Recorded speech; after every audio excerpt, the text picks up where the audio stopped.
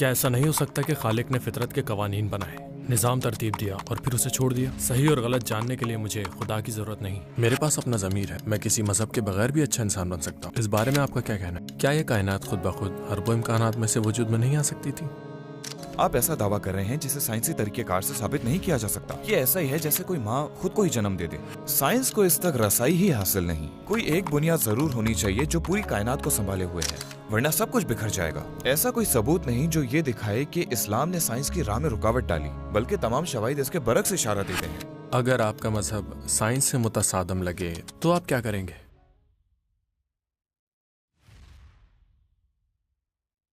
السلام علیکم بھائی محمد اجاب۔ وعلیکم السلام۔ آج ہم وہ سوالات لے کر آئے ہیں جنہیں ملحدین سب سے مشکل سمجھتے ہیں، اور ہم دیکھنا چاہتے ہیں کہ آپ ان کے کیا جوابات دیتے ہیں۔ ملحد سائنسدان کہتے ہیں کہ ہر چیز کے پیچھے کوئی نہ کوئی وجہ سبب ہوتا ہے، جیسے بارش بادلوں کی وجہ سے ہوتی ہے، بادل بھاپ اور بھاپ کنڈنسیشن کے عمل سے بنتی ہے۔ پوری کائنات قدرت کے قوانین کے تحت چل رہی ہے، تو پھر اس سب میں خالق کہاں ہے؟ اگر ہم کائنات کے وجود میں آنے کی کوئی وجہ تلاش کر لیں، یعنی اس کی ابتدا یا اس کے وجود میں آنے کی وجہ، تو پھر ہم میں کوئی اختلاف نہیں، ہم اس بات سے مکمل اتفاق کریں گے۔ لیکن اگر آپ مانتے ہیں کہ ایسی کوئی وضاحت موجود ہے، تو پھر وہ وضاحت کس قسم کی ہونی چاہیے؟ مثال کے طور پر اگر آپ کہیں کہ اس وضاحت کو بھی ایک وضاحت چاہیے اور پھر اس وضاحت کو بھی ایک اور وضاحت چاہیے، اور یہ سلسلہ یوں ہی چلتا رہے، تو یہ سلسلہ کبھی ختم نہیں ہوگا اور یہ وضاحتوں کا ایک لامتناہی سلسلہ بن جائے گا۔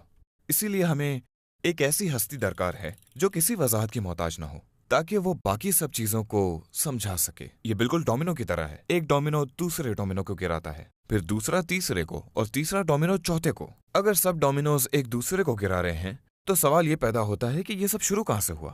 یہ ایسا ہے جیسے آپ سمندر کو دیکھیں۔ ہمیں سمندر کی تہہ نظر نہیں آتی، لیکن ہم جانتے ہیں کہ وہ موجود ہے، اور اس کی وجہ یہ ہے کہ ہم پانی کی فطرت کو سمجھتے ہیں۔ پانی کی خاصیت یہ ہے کہ وہ خود بخود کھڑا نہیں رہ سکتا۔ جیسے اگر میرے پاس پانی کا گلاس ہو اور میں اس میں پانی ڈالوں، تو میں جانتا ہوں کہ اوکے پانی بہتا ہے، تو اسے سنبھالنے کے لیے کسی چیز یا برتن کی ضرورت ہوگی۔ جب میں سمندر کو دیکھتا ہوں تو مجھے یہ جاننے کے لیے کہ اس کی تہہ موجود ہے، اس کی تہہ دیکھنے کی ضرورت نہیں ہوتی۔ مجھے معلوم ہے کہ ضرور کوئی تہہ ہے، کیونکہ پانی کو سہارا ملا ہوا ہے، اسے تھاما گیا ہے۔ جس طرح پانی کو کوئی چیز تھامے رکھتی ہے، اسی طرح پوری کائنات کو بھی کوئی طاقت تھامے ہوئے ہے، اور ایک بنیاد ہونی چاہیے جو ہر چیز کو قائم رکھے، ورنہ سب کچھ بکھر جائے گا۔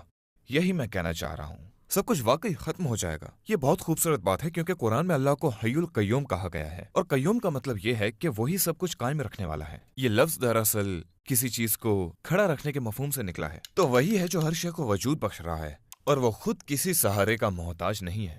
ہم بغیر کسی کا سہارا لیے وجود میں نہیں رہ سکتے۔ ہمیں کھانے پینے سونے کی ضرورت ہوتی ہے، یہاں تک کہ ذہنی سکون بھی چاہیے۔ اگر ہمیں یہ چیزیں نہ ملیں تو ہم قائم نہیں رہ سکتے۔ اسی طرح کائنات میں ہر چیز اسی اصول پر قائم ہے۔ جب ہم کائنات پر غور کرتے ہیں تو ہمیں احساس ہوتا ہے کہ سب کو سمجھنے کا واحد طریقہ یہی ہے کہ کوئی بنیاد ہو، ایسی ایک بنیاد جو ہر چیز کو قائم رکھے۔ ملحدین کہتے ہیں کہ آج کل سائنس ہر چیز کی وضاحت کر دیتی ہے، اور جہاں سائنس کے پاس جواب نہیں ہوتا وہاں لوگ خدا کو لے آتے ہیں۔ جلد ہی سائنس ان تمام خلا کو پر کر دے گی، اور پھر ایسے خدا کو ماننے کی ضرورت نہیں رہے گی۔ اس دعوے کے بارے میں کیا کہیں یہ گے؟ تو بالکل واضح ہے کہ سائنس ہر چیز کی وضاحت نہیں کر سکتی، اور اسی کو سائنس پرستی کہا جاتا ہے۔ دنیا کے عظیم فلسفیان سائنس نے بھی یہی بات کی ہے۔ مثلاً کارل پاپر جو 1994 میں وفات پا گئے، انہوں نے بھی تسلیم کیا کہ زندگی کے کچھ بنیادی سوالات ایسے ہیں جن کا جواب سائنس نہیں دے سکتی۔ کیوں؟ یہ وہ سوال ہے جس کا سائنس کے پاس کوئی جواب نہیں۔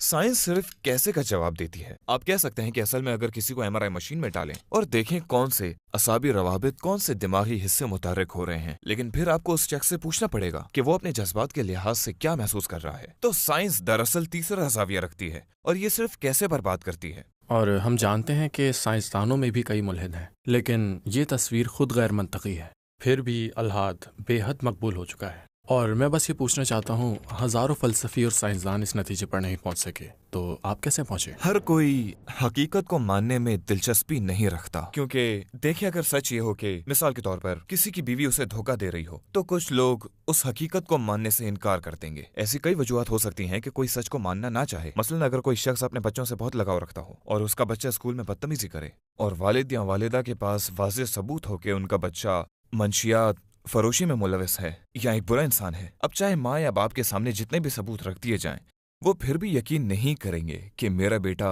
برا انسان ہے۔ میرا کہنے کا مطلب یہ ہے کہ یہ مفروضہ کہ ذہین لوگ ہمیشہ عقل مندانہ فیصلے کرتے ہیں، یا یہ کہ ذہین لوگ ہمیشہ سچ جاننے اور اس پر عمل کرنے کے خواہش مند ہوتے ہیں، یہ حقیقت میں درست نہیں۔ کوئی کم ذہن رکھنے والا شخص بھی جس کا IQ کم ہو، اگر واقعی سچ کو پانے کا خواہش مند ہو تو وہ اسے بآسانی پا سکتا ہے۔ بس اللہ قرآن میں فرماتا ہے ان علینا للہدی، بے شک ہدایت دینا ہمارے ذمہ ہے۔ یعنی اگر کوئی اللہ کی طرف رجوع کرے، وَإِذَا سَأَلَكَ عِبَادِي عَنِّي فَإِنِّي قَرِيبٌ أُجِيبُ الدَّعْوَةَ الدَّاعِ إِذَا دَعَانِ، اگر کوئی مجھ سے دعا کرے تو میں دعا قبول کرتا ہوں۔ اگر میرا بندہ مجھے پکارتا ہے، یہاں صرف مسلمانوں کا ذکر نہیں کیا بلکہ بندہ کہا، یہ عام دعوت ہے، لہٰذا اگر کوئی سچ جاننے میں سنجیدہ ہو تو اللہ قرآن کے مطابق اس کی رہنمائی کرے گا، اور دوسری طرف اس کے برعکس بھی بالکل سچ ہے۔ فَلَمَّا زَاغُوا أَزَاغَ اللَّهُ قُلُوبَهُمْ، پھر جب وہ ٹیڑھے ہو گئے تو اللہ نے ان کے دلوں کو اور ٹیڑھا کر دیا۔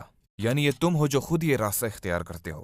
اصل چیز سچائی کو جاننا اور اس پر چلنے کی خواہش ہے، اور بعض نفسیاتی وجوہات کی بنا پر کوئی ایسا کرنا نہ بھی چاہے۔ کیا ایسا ممکن نہیں کہ خالق نے فطرت کے قوانین بنائے، یہ نظام قائم کیا اور پھر خود اس معاملے سے الگ ہو گیا؟ جب ہم سمندر کو دیکھتے ہیں، واپس اسی مثال پر آتے ہیں، اگر ہم سمندر کو دیکھیں اور اس کے پانی کو دیکھیں جو مسلسل قائم ہے اور نیچے نہیں گر رہا، تو ہم یہی فرض کرتے ہیں کہ نیچے ایک سمندری تہہ موجود ہے۔ اگر میں مسلسل اپنا موبائل فون استعمال کر رہا ہوں اور وہ مسلسل چارج پر ہے، تو میرے ذہن میں مسلسل یہ خیال ہوتا ہے کہ کوئی چیز ہے جو کہ مسلسل چارج کرنے والا عمل جاری ہے۔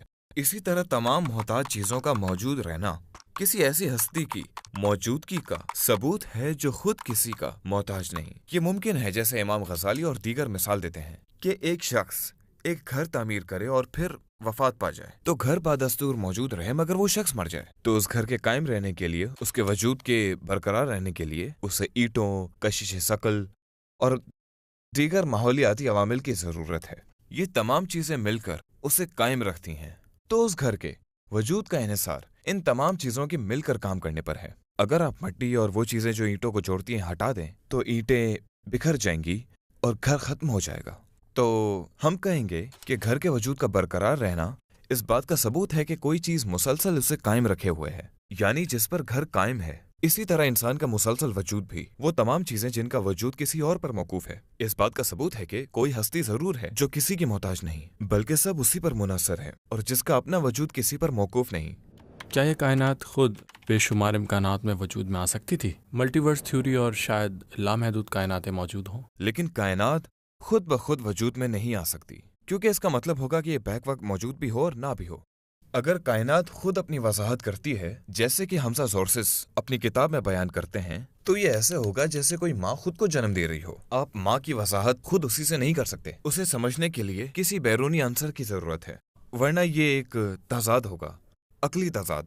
ہم ایک کائنات میں رہ رہے ہیں، ٹھیک ہے، ہم زندہ ہیں، اوکے، تو کائنات میں زندگی موجود ہے اور کائنات بھی موجود ہے۔ تو اب آگے بڑھتے ہیں۔ اگر میں کہوں کہ کائنات اس انداز میں بنی ہے کہ اس میں زندگی ممکن ہو سکے، یہ ایک غیر متنازع حقیقت ہے جسے کوئی جھٹلا نہیں سکتا۔ اب اس کی بہترین وضاحت کیا ہو سکتی ہے؟ تو آئیے ایک فکری تجربہ کرتے ہیں، یا جسے آپ عدم مطابقات کہتے ہیں، اس کا مکمل جائزہ لیتے ہیں، تمام پہلوؤں پر نظر ڈالتے ہیں۔ امکان اے یہ ہے کہ یہ سب کچھ محض اتفاقی طور پر ہوا، کہ ہر چیز بغیر کسی وجہ کے محض اتفاق سے وجود میں آ گئی۔ اچھا، اب میں اس پر یوں رد عمل دیتا ہوں کہ کیا اس اتفاقی عمل کا کوئی ذمہ دار ہے یا نہیں، یا یہ محض بے سبب ہوا؟ یعنی کوئی تو ہے جو پاسے پھینک رہا ہے، یا پھر کوئی نہیں جو اسے پھینک رہا ہو۔ اگر آپ کہتے ہیں کہ کوئی نہیں، یہ محض اتفاقیہ ہوا، تو پھر آخر یہ بتائیں کہ یہ اتفاق ہے کیا؟ کیا اتفاق خود ایک عامل ہے یا نہیں؟ تو وہ کہتے ہیں نہیں، یہ ایک غیر عامل ہے، کیونکہ اگر آپ کہیں گے کہ یہ ایک عامل ہے تو آپ خدا کے تصور میں داخل ہو جائیں گے۔ تو اگر یہ غیر عامل ہے تو آپ سائنسی طور پر کیسے ثابت کریں گے کہ اتفاق کا وجود ہے؟ کیا آپ اتفاق کو خردبین کے نیچے رکھ سکتے ہیں؟ اتفاق بذات خود کوئی حقیقی شے نہیں۔ دوسرا موقف یہ ہے کہ کائنات ایسی ہی ہونی ضروری تھی، یعنی یہ ایسی ہی بننا لازم تھی۔ لیکن ایسا ہونا لازم کیوں تھا؟ کائنات میں ایسا کیا ضروری ہے جبکہ یہ مختلف عارضی عناصر پر مشتمل ہے؟ ہم جانتے ہیں کہ کائنات محتاج عناصر پر مشتمل ہے، تو پھر انحصار پذیر چیزوں کا مجموعہ لازمی کیسے ہو سکتا ہے؟ کوئی معقول وضاحت موجود نہیں کہ کائنات ایسی کیوں ہے جو مختلف اقسام کی حیات کے وجود کے لیے سازگار ہو۔ یہ یا تو کسی علم و حکمت کی بنیاد پر ہے، یا بغیر علم کے محض اتفاقیہ ہے۔ اور ہم کہتے ہیں کہ علم وہ نظریہ ہے جو ہم روزمرہ استعمال کرتے ہیں۔ جب ہم کسی چیز کو مخصوص مقصد کے لیے ترتیب سے منظم دیکھتے ہیں تو ہم فرض کر لیتے ہیں کہ اس کے پیچھے علم ہے۔ کائنات بھی ایک خاص ترتیب میں منظم ہے تاکہ زندگی ممکن ہو سکے۔ اس حقیقت سے انکار ممکن نہیں، یہ ایسا ہی ہے۔ ہم ملحدین کو کہتے سنتے ہیں میری زندگی بہت اچھی چل رہی ہے، سب ٹھیک ہے، مجھے خدا کی کیا ضرورت ہے، مجھے کسی خالق پر ایمان لانے کی ضرورت نہیں۔ آپ ایسے شخص کو کیا جواب دیں گے؟ پیو ریسرچ کے مطابق، جس نے سن 2019 میں ایک تحقیق کی تھی جس میں مذہبی اور غیر مذہبی افراد کی خوشی کا موازنہ کیا گیا، اور ان کا نتیجہ جو مغرب میں اعداد و شمار کے حوالے سے انتہائی معتبر مانا جاتا ہے، یہ تھا کہ مذہبی لوگ، خاص طور پر وہ جو اپنے دین پر عمل کرتے ہیں، وہ زندگی میں زیادہ سکون، اطمینان اور خوشی محسوس کرتے ہیں بجائے ان لوگوں کے جو مذہب کو نہیں مانتے، یعنی ملحدین۔ کوئی ایسا ثبوت موجود نہیں جو یہ ثابت کرے کہ مولدانہ طرز زندگی آپ کو زیادہ مطمئن، زیادہ پرسکون بناتی ہے۔ دوسری بات یہ کہ جب آپ کی زندگی کا کوئی مقصد نہ ہو اور آپ کو وجودی بحران وغیرہ کا سامنا ہوتا ہے، اور ایسی کوئی دنیا نہیں جہاں یہ بحران آپ کو زیادہ خوشی دے سکے۔ یہی بات میں نے 21ویں صدی کے مشہور ماہر نفسیات جارڈن پیٹرسن کے ساتھ اپنی گفتگو میں بھی کی تھی، اور جب میں ان سے اس بارے میں بات کر رہا تھا اور میں نے انہیں سمجھایا کہ قرآن کہتا ہے وَمَنْ أَعْرَضَ عَنْ ذِكْرِي فَإِنَّ لَهُ مَعِيشَةً ضَنْكًا وَنَحْشُرُهُ يَوْمَ الْقِيَامَةِ أَعْمَى، اور جو میرے ذکر سے منہ موڑے گا تو اس کے لیے زندگی تنگ ہوگی اور ہم اسے قیامت کے دن اندھا اٹھائیں گے۔ اور میں نے اسے سمجھایا کہ دوسری طرف اسلام کہتا ہے أَلَا بِذِكْرِ اللَّهِ تَطْمَئِنُّ الْقُلُوبُ، خبردار، اللہ کے ذکر ہی سے دلوں کو اطمینان حاصل ہوتا ہے۔ وہ میری طرف دیکھنے لگا اور یہ آن لائن موجود ہے۔ 6 ملین لوگ اس کے چینل پہ اس ویڈیو کو دیکھ چکے ہیں۔ اس نے کہا کہ اس کی وجہ یہ ہے کہ وہ اس بات سے متفق تھا، اور اس نے کہا اس کی وجہ یہ بھی ہے کہ توجہ کئی چیزوں پر بٹی ہوئی نہیں ہوتی، یعنی ایک شخص بیک وقت بہت سی چیزوں پر توجہ نہیں دے سکتا۔ جب آپ کسی ایک چیز پر توجہ کرتے ہیں تو یہ بے چینی کم کر کے سکون پیدا کرتی ہے، اور بھلا اس سے بہتر چیز اور کیا ہوگی؟ اور یہ میری طرف سے ایک اضافی بات ہے کہ کائنات کے خالق اور زندگی کے مقصد پر غور کیا جائے۔ جب یہ حقیقت مضبوطی سے دل میں بیٹھ جائے گی تو اس سے بہتر کوئی چیز نہیں جو انسان میں معنی کا احساس پیدا کرے، جو پھر اسے زندگی کی تمام مشکلات کا سامنا کرنے کی طاقت دے گی۔ اسی لیے نبی کریم صلی اللہ علیہ وسلم نے فرمایا عجبا لامر مؤمن، مومن کے حال پر تعجب ہے، إِنَّ أَمْرَهُ كُلَّهُ خَيْرٌ، اس کے ہر حال میں بھلائی ہے۔ إِنْ أَصَابَتْهُ سَرَّاءُ شَكَرَ، اگر اسے خوشی پہنچتی ہے تو وہ شکر کرتا ہے، وَإِنْ أَصَابَتْهُ ضَرَّاءُ صَبَرَ وَشَكَرَ، اگر اسے تکلیف پہنچتی ہے تو وہ صبر اور شکر بھی کرتا ہے۔ اور حقیقت میں یہ تصور نفسیات میں اتنا طاقتور ہو گیا کہ وکٹر فرینکل نے وضاحت کی کہ وہ چیز جو اطمینان، تسکین اور زندگی کی بہتری پیدا کرتی ہے اور اضطراب کو ختم کرتی ہے، وہ خود مقصد ہے۔ بس مقصد کا ہونا بہت ضروری ہے، اور اگر وہ مقصد ایک ہو اور آپ کی زندگی کا مرکزی نقطہ ہو تو یہ ممکن نہیں کہ آپ اس مقصد کے ساتھ رہیں اور افسردہ ہوں، جبکہ الحاد اختیار کرنا، جیسا کہ جارڈن پیٹرسن کے الفاظ میں، اس کا مطلب ہے کہ آپ کی توجہ بٹی ہوئی ہے اور آپ مختلف چیزوں اور خیالات میں الجھے ہوئے ہیں، تو آپ کے پریشان ہونے کے امکانات زیادہ ہیں اور آپ کو زندگی بے مقصد محسوس ہوگی۔ جب کوئی بری چیز پیش آتی ہے تو اس کا کوئی مطلب نہیں ہوتا۔ جب آپ کے والدین، یہاں تک کہ آپ کے بچے وفات پا جائیں، اگر آپ کو کوئی بیماری لاحق ہو یا کینسر ہو جائے، اگر آپ بستر مرگ پر ہوں یا مرنے والے ہوں، تو یہ سب کچھ بے مقصد اور بے معنی محسوس ہوگا۔ لہٰذا اگر کوئی یہ کہے کہ مجھے اس کی ضرورت نہیں تو یہ حقیقت نہیں ہے۔ نفسیاتی طور پر انہیں مقصد کی ضرورت ہوتی ہے، ہر انسان کی طرح۔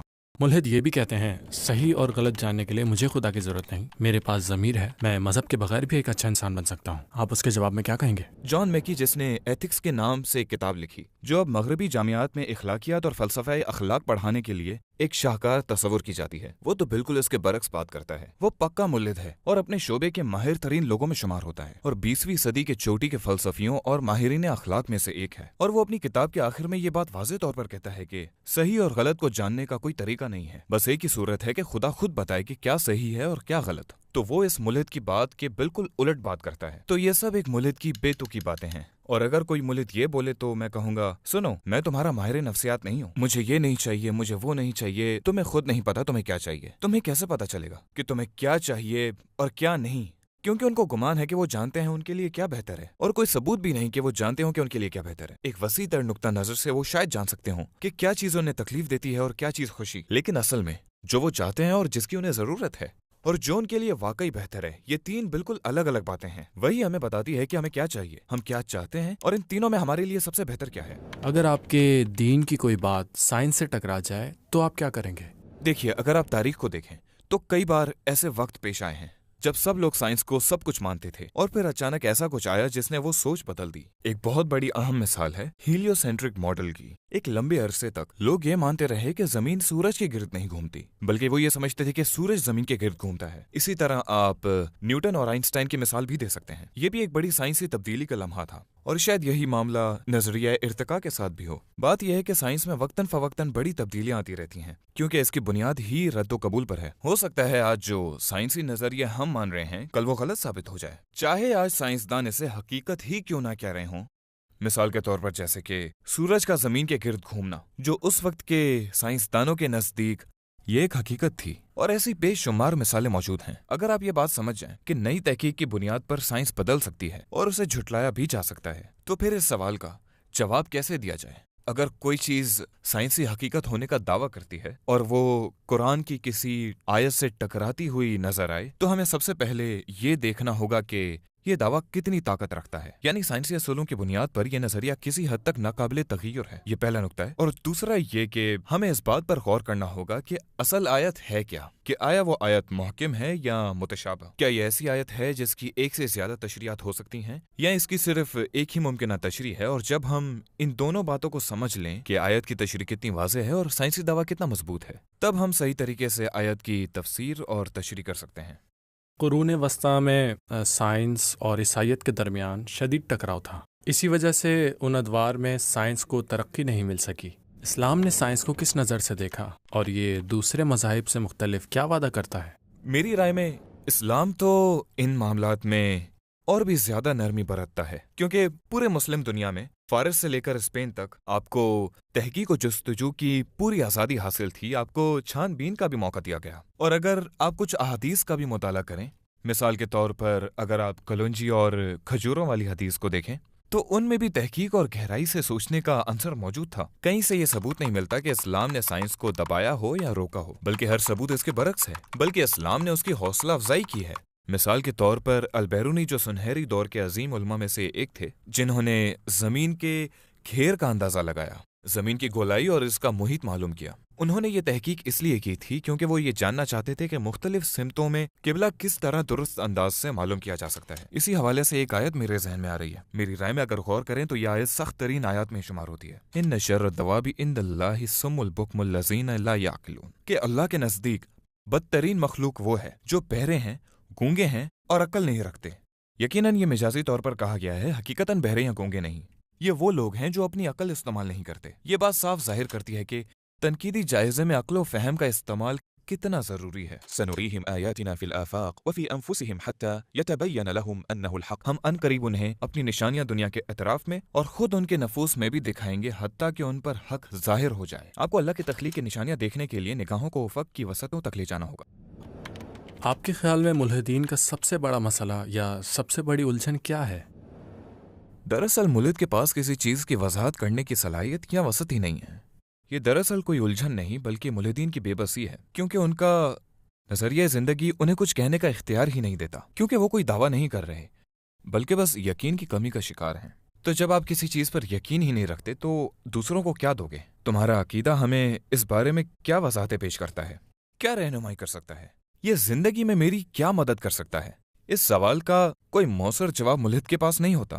گویا ملحد ہر نظریے کو توڑ کر اس کی بنیادوں کو پرکھ رہا ہے۔ نیا تعمیر شدہ ایسا دعویٰ بھی نہیں جو وہ پورے اعتماد سے کر سکے اور جس کی بنیاد پر ایک بامعنی زندگی گزار سکے۔ اور اسی لیے اللہ فرماتے ہیں ان نظن الا ظنا وما نحن بمستقنین، ہم تو اٹکل ہی دوڑاتے ہیں اور ہمیں یقین نہیں ہے۔ یعنی میرا ماننا یہ ہے کہ ملحد کسی سوال کا کوئی جواب نہیں دیتا، اور یہی اصل مسئلہ ہے۔ اگر کوئی ملحد شک میں ہے، ہچکچاہٹ کا شکار ہے کہ کیا سچ ہے اور کیا نہیں ہے، تو کیمرے کے ذریعے آپ ان سے براہ راست کیا کہنا چاہیں گے؟ میں ان سے بس یہ کہنا چاہوں گا، دیکھو مجھے پتا ہے کہ تم نے زندگی میں مشکلات جھیلی ہیں، میں جانتا ہوں زندگی آسان نہیں ہوتی، میں جانتا ہوں ہو سکتا ہے کہ تم اس وقت پریشانی یا ذہنی دباؤ میں ہو، اور میں یہاں تمہیں پرکھنے نہیں آیا۔ ایسا ہر کسی کے ساتھ ہو سکتا ہے، یہ ضروری نہیں کہ تم مذہبی انسان ہو تو تمہیں ان سب کا سامنا نہیں ہوگا، مگر اس کا یہ مطلب ضرور ہے، یعنی تمہیں یہ سوچنا چاہیے کہ ان سب کا اصل سبب کیا ہے۔ تمہاری زندگی اتنی بے سکون اور خالی سی کیوں لگتی ہے؟ میں تم سے کہنا چاہوں گا، دیکھو تمہاری زندگی میں جو یہ خلا ہے اس کی اصل وجہ تمہیں کوئی ماہر نفسیات یا مشیر شاید نہ بتا سکے. یہ وہ بات نہیں جو تمہیں کوئی ڈاکٹر بتائے گا. میری رائے میں تم جو یہ خلا سے بھری زندگی گزار رہے ہو، جو مستقل بے سکونی، پریشانی اور یہ ڈپریشن ہے، اس کی وجہ یہ ہے کہ انسان کی جو بنیادی ضرورت ہے وہ پوری نہیں ہو رہی، کیونکہ تمہارے پاس زندگی کا کوئی واضح اور مضبوط مقصد نہیں ہے، کیونکہ تمہارے پاس جڑے رہنے جیسی کوئی چیز نہیں. اور مجھے یہ بات معلوم ہے کیونکہ میں خود تجربات کر چکا ہوں. جب میں اسکینڈینیوین ممالک گیا اور وہاں مختلف لوگوں سے ایسے موضوعات پر بات کی جو بظاہر بالکل غیر متعلقہ تھے، تو وہ سب کہہ رہے تھے کہ دیکھو، یعنی معونیت یعنی زندگی کا مقصد ہونا، اس کا ڈپریشن اور پریشانی جیسے جذبات سے گہرا تعلق ہے، اور یہاں تک کہ ان علاقوں میں خودکشی کا رجحان بھی دیکھنے میں آ رہا ہے. تو میرا تم سے کہنا ہے کہ اگر واقعی تم اس کیفیت سے نکلنا چاہتے ہو یا اپنی حالت بہتر بنانا چاہتے ہو، تو تمہیں سنجیدگی سے سوچنا ہوگا کہ زندگی کا مقصد کیا ہے. اور زندگی کا مقصد پیروی ہے، یعنی وہی کرو جو باقی ساری کائنات کر رہی ہے، اور کائنات کی ہر چیز اس کے آگے جھکی ہوئی ہے جس نے اسے وجود بخشا ہے. یہی وہ کام ہے جو قدرت کی ہر چیز کر رہی ہے، یہ کب یہ چیز ہو یا وہ، یہاں تک کہ بے جان اشیاء بھی، یہ سب اس کے آگے سر تسلیم خم کیے ہوئے ہیں جس نے انہیں وجود بخشا. تو پہلا سوال یہ ہے کہ تمہیں یہ ماننا ہوگا کہ آخر تمہیں وجود کس نے دیا. پھر اس زندگی کے مقصد پر غور کرو، جو یہی ہے کہ وہی کرو جو کائنات کی ہر چیز کر رہی ہے، اس کے آگے جھک جاؤ جس نے تمہیں وجود بخشا ہے. اور تبھی، صرف تبھی تم ایک پر اطمینان، پر سکون اور بامقصد زندگی گزار سکتے ہو جو تمہیں اس مسلسل بے چینی اور ڈپریشن کے احساس سے نجات دلائے گی.